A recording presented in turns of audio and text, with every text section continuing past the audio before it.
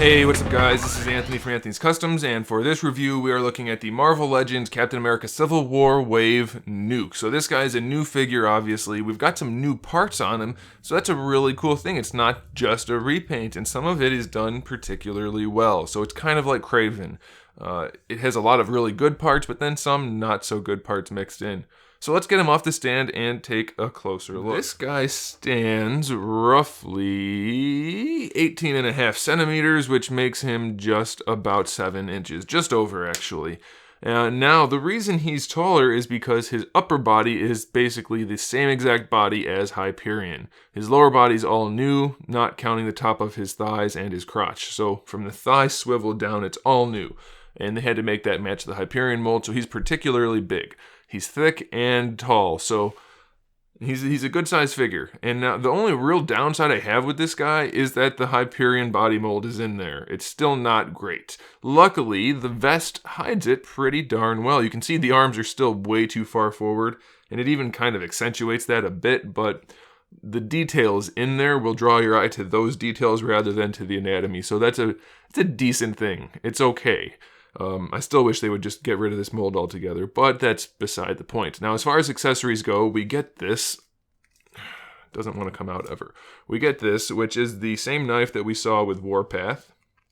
I'm not sure if anybody else has had it since, but same knife, just with different colors. So that's a really nice sculpt. I like that one a lot. We get this gun, which I'm pretty sure we saw before. I think it was in solid red. Maybe it came with Red Skull. I don't know for sure, but it is ridiculous.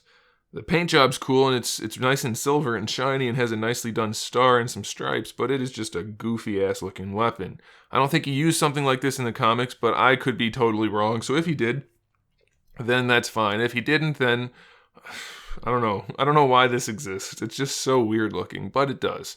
And then we get an alternate head, so we get this, which is the robot head, which is really well done. I like the sculpt. It's hard to see the face sculpt on there behind all those stripes, but those are painted pretty well. And I really like the way they did the chin being split open like that in the face. Very nice looking head. I'm not really a fan of the bald head, but I really like the robot, just from a personal perspective. So I might end up posing him with this, because that is, for a Marvel Legends figure, they really nailed that head sculpt right there. That looks really good. Alright, so let's get back to the regular figure. Let's start by looking at this head sculpt. Again, it's a decent head sculpt, but it does look like a lot of the other heads that they've done, just with a grimacy face and a lot of paint on it. So it's hidden for the most part, and they did a good job with that paint job. Again, it's a pretty big surprise to say that, but they did do a pretty darn good job. Now the hair doesn't really have any shading in it, so that does look a bit bad, but it's alright. The vest has a nice dark wash on it, so you can see throughout. You have that lighter brown with the dark brown. They painted up these shotgun shells nicely. I wish the grenades were removable. They're basically their own sculpts in the first place, so that would have been a nice touch. And it would have been nice if they were painted, but still not bad. They painted most of the buckles and not most of the buttons, but still, it's not too bad. It looks all right. And then, of course, the knife you saw goes back here, so that can give him a little bit more character if you don't want to put it in his hand. So that's all right. And now we have the pants, which is an all-new sculpt, and it's pretty well done, except for the fact that they didn't carry this wash effect that they did up here down here, so it really disjoints the figure a bit.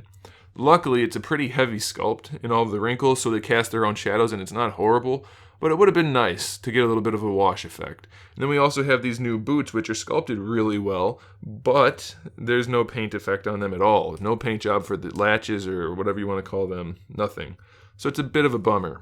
And then the knees have what is supposed to be like a battle damage effect, but this one's, I assume that's what it's supposed to be. Otherwise, it's just a terrible paint job because it's just green behind it. So he's just got green metal plating in there that just looks weird.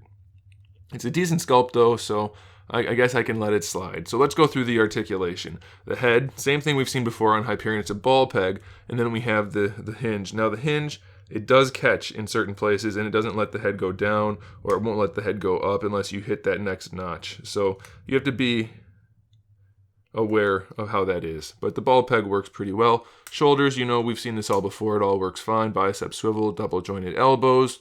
wrist swivel and hinge, so that's all good.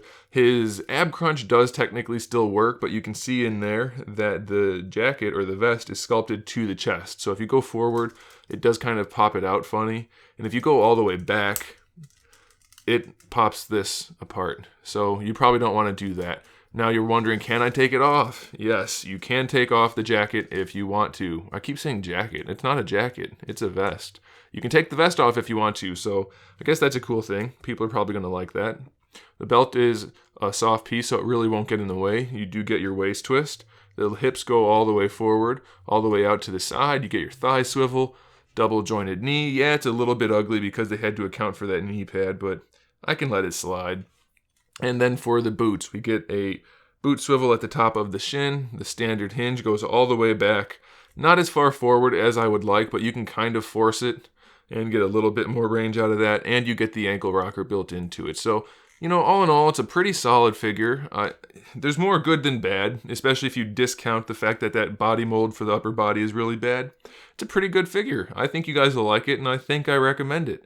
So there you go. These guys are available for pre-order at Big Bad Toy Store, so check out the link in the description below, and make sure you subscribe to the channel so you can see my upcoming figure reviews, custom figures, and other good stuff. In the meantime, keep collecting.